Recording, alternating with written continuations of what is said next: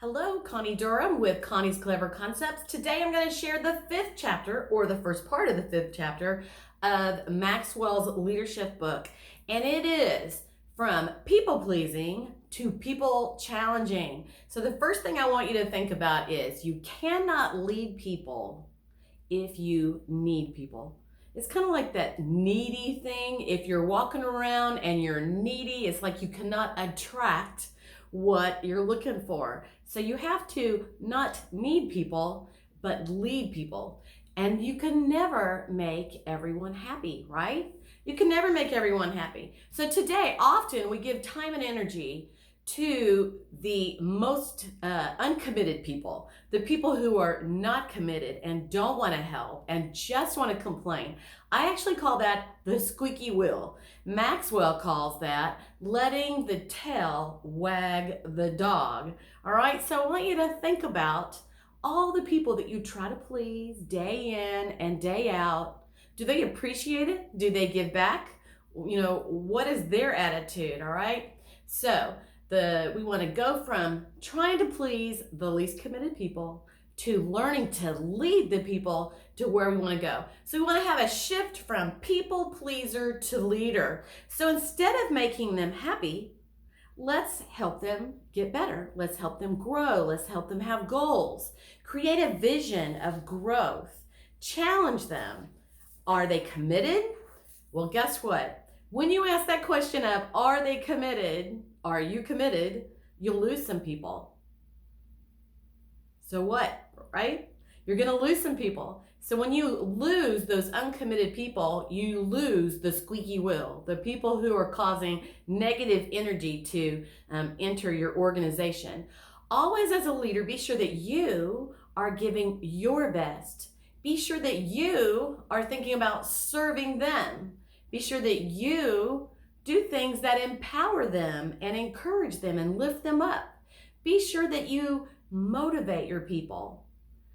Don't listen to the squeaky wheel, but learn to lift others up and to motivate and work with the people who are committed. All right, so establish your expectations up front. Now, this is really a big thing no matter what you do in business, home, wherever you are with people. If you will establish what you expect up front, you will keep yourself from having a lot of challenge. Tell them what you want up front. And I want to take this to the communication skills. Just recently, my husband was in the hospital for pneumonia, and we had to go into the ER. They thought he was having a heart attack, and so it was a bit of a traumatic time, but we had an awesome nurse in the ER, and his name was Derek. Derek was an excellent communicator. Derek communicated to us each thing that was going on. He communicated what the tests were for, what we could expect. Now, let's think about this. Many times when you're in the hospital, there is that nurse who comes in who does not care for you to ask any questions about you. Can you imagine that? No questions about you. They look at you like you have two heads. Why are you asking them questions? Well, a nurse is just one example of being a great communicator. When you tell people what's going on, what it's for, you communicate to them. They're a little scared or nervous. They don't know what's going on with their health. And whenever you communicate, you put them at ease, you help them to understand what's going on, and you make their day better.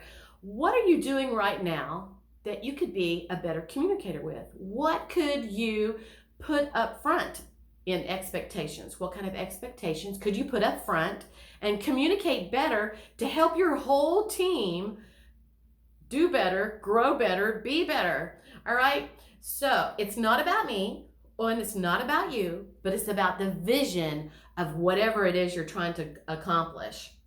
So let people also earn your time. So often, there again, that 80-20 principle, 20% of the people are squeaking and fussing and not happy and taking the energy out of your day, and they aren't giving anything back.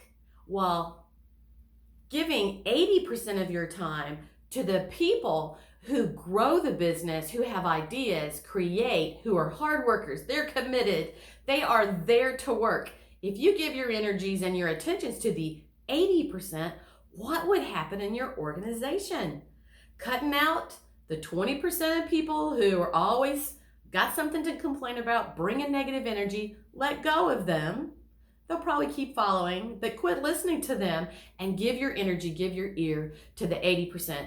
Pay attention to those that bring the positive energy. They're always there. They have ideas. They carry through with what they say.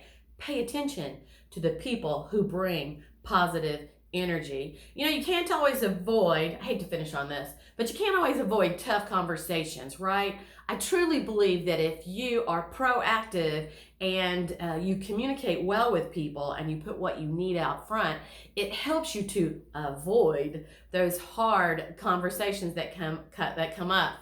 Now, you know, just like when we were in the hospital, I'm going to use another idea from that, is that, you know, often when we say to somebody, hey, will this work for you? Is this good for you? Anything else you need? Most people don't say anything. They're not going to say anything. If they have a need, if they have a problem, they're not going to say anything.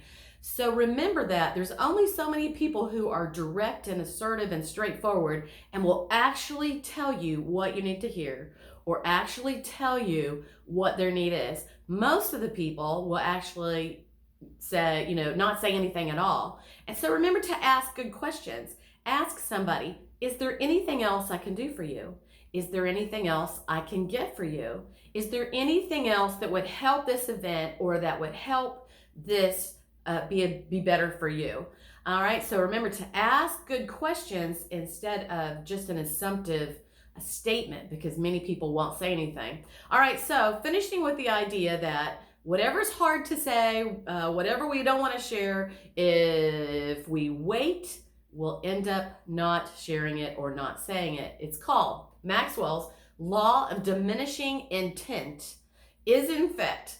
The longer you wait to do something you should do now, the greater the odds you will never do it.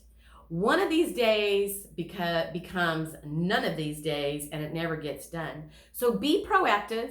Use the 80-20% principle and give to those who produce 80% of what you need and shut out that 20% who's taking your energy.